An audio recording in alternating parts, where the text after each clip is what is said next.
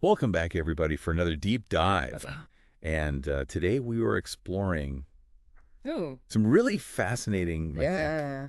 nooks and crannies, corners of the English language. Yeah. We've got phrasal verbs, Yeah. some sophisticated vocabulary, even a little bit of slang. Right. Just, think of this as a shortcut Yeah. to being able to express yourself Yeah. in a more precise, more colorful way I love that. and make your communication just Yeah. that much more Absolutely. And what I find so intriguing is how language so often reflects the culture and technology of its time. Oh, that's so true. And we're going to see that in action today, even with a phrase as seemingly simple as like take off. Yeah, take off. So we all know take off, like when we're talking about airplanes. Right. The flight is scheduled to take off at noon.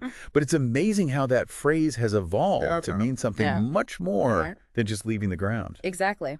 To take off can also describe something becoming suddenly successful. So imagine a new business venture that takes off after a brilliant marketing campaign. That's such a vivid way to describe success, isn't it? Like you could practically picture that business just soaring to new heights, just like an airplane. I know. And get this, the sources actually connect this metaphorical meaning to the rise of airplanes in the early 20th century. Oh, it's fascinating, isn't it? The image of an airplane taking off perfectly captures that sense of like sudden, powerful ascent. Yeah. It's almost as if language itself was like swept up in the excitement of this new technology and found a way to express it. It makes you wonder how many other phrases that we use today have these like hidden depths to them, right? Yeah. And speaking of vivid imagery, one of the sources suggests visualizing an airplane on a runway building up speed before it lifts off. Yeah. That's a great way to remember that metaphorical meaning of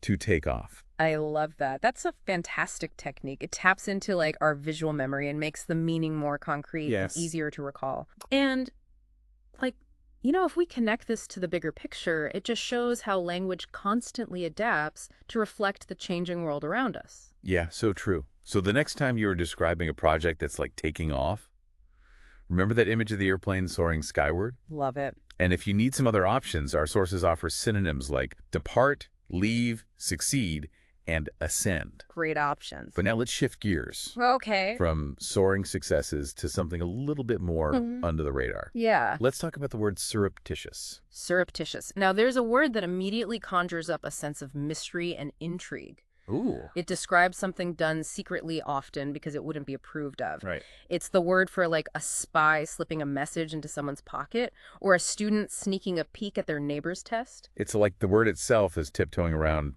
trying not to be noticed. Yeah. The sources mentioned it comes from the Latin surreptitious, meaning stolen or furtive. Right. So that sense of sneakiness has been baked into the word for centuries. And that's what makes it so powerful, especially in storytelling. Right. When you describe a character's actions as surreptitious, you immediately add this layer of suspense. Oh. You suggest that there's something clandestine afoot, something with hidden motives. It's like choosing the right spice to add depth and complexity to a dish. Ooh, I like that. Speaking of choices, Yes. if surreptitious doesn't quite fit, Okay.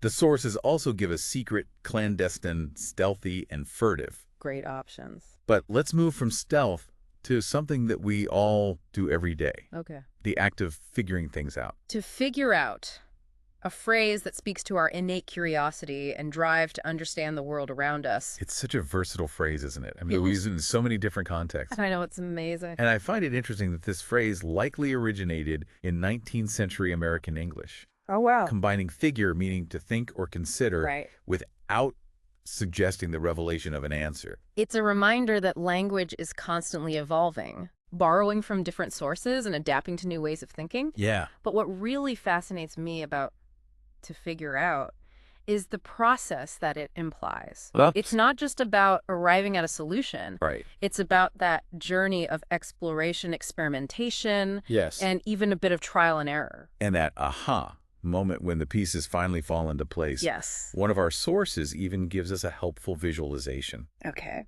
Imagine a detective or scientist having a breakthrough, that classic light bulb moment. It perfectly captures that sense of satisfaction and excitement that comes with finally understanding something. Yeah. It's a feeling we can all relate to, whether we're solving a crossword puzzle or deciphering a complex problem at work. Absolutely. Yeah. Speaking of deciphering, the sources also provide some synonyms for figure out, Okay. solve, understand, decipher, and comprehend. Good ones. But now let's hop across the pond for a bit Okay. and explore a piece of British slang, chinwag. Chinwag. Yeah. A word that just rolls off the tongue and Yes. brings a smile to your face.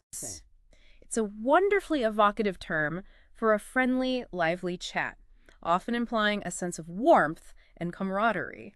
And the etymology is just as charming as the word itself. I know. It combines chin, Right. the part of your face that moves when you talk, Yeah. with wag, suggesting continuous motion. Uh-huh. So it's almost as if your chin is participating in the conversation, wagging back and forth with every word. I love that. One source even suggests visualizing this to help remember the meaning. I love it. It's a bit silly, but definitely memorable. Absolutely. And speaking of memorable, if you're looking to add some British flair to your conversations, Yeah. the sources give us some synonyms for chinwag. Okay. Chat talk, conversation, and the slightly more formal confabulation. Right. But I think chinwag has a certain je ne sais quoi. Absolutely. It's informal. Yes. It's playful and just a bit mischievous. Yeah. And it makes me wonder, why do some cultures seem to have a knack for creating these kinds of wonderfully evocative slang terms? That's a great question. It makes me think about the role of culture and history in shaping language. Yeah. And it makes me want to explore more of these quirky terms from around the world. Me too. But first, let's take a quick break to let all this fascinating information sink in. Sounds good. We'll be back in a flash. Great. We're back and ready to dive even deeper I'm ready. into these fascinating words and phrases. Yeah. You know, we were talking about to take off before. Right. And how it's come to represent sudden success. Yeah. But the sources also point out that it can also describe a quick departure, too. Oh, exactly. Yeah, you could say, like, I have to take off early today to catch a train. Or even a little more dramatically, like, he just took off without saying goodbye. It's so interesting how one phrase can capture such different scenarios. Yeah. Like you've got that image of a plane soaring into the sky. Right. But then also someone making a quick exit. Uh-huh. Maybe they're even trying to fly under the radar. Right. Which brings us back to surreptitious. Oh, yes. Surreptitious. A word that thrives in the shadows. You know, I'm particularly fascinated by how it's used in literature and film. Me too. Yeah. It's perfect for creating an atmosphere of mystery and intrigue. Oh, for sure. You know, think of a character casting a surreptitious glance across a crowded room. Right. Or slipping a note into someone's hand unnoticed. Precisely. It instantly raises the stakes. Yeah. It suggests there's something going on beneath the surface, something the characters are trying to keep hidden. It's like the word itself is a secret whispering in your ear. I love that. And the sources emphasize that surreptitious often implies that the action wouldn't be approved of if it were discovered. Right. So it's not just being secretive, it's doing something potentially forbidden. That's such a crucial point. You know, secret could just be hiding something. Right. But surreptitious suggests there's a reason for the secrecy. Yes. Maybe even a hint of danger. Makes you wonder, what are they hiding? Right. And why? Yeah. Maybe they're trying to gain an advantage. Or maybe they're afraid of the consequences if their actions were revealed. It adds a whole layer of psychological complexity, both for the characters and for the audience. Oh, yeah. It makes you question motives, Yes. intentions, everything. Speaking of questioning, let's move to a phrase that's all about seeking understanding. Okay. To figure out. To figure out. The sources highlight how versatile it is. Yeah. Showing up in personal and academic contexts alike. Exactly. We use it to describe everything from solving a simple puzzle to unraveling the mysteries of the universe. It's amazing. And I think that speaks to our inherent human desire to make sense of the world around us. And it's not just about finding answers. It's about that process of discovery. Right. Like we talked about with the aha moment, Mm-hmm. when the pieces finally come together. It's a journey. It is. And sometimes the journey itself is just as valuable as the answer we ultimately find. I like that. One source even suggests that figuring things out often involves thinking, experimenting, and even a bit of trial and error. Absolutely. It's all part of the process.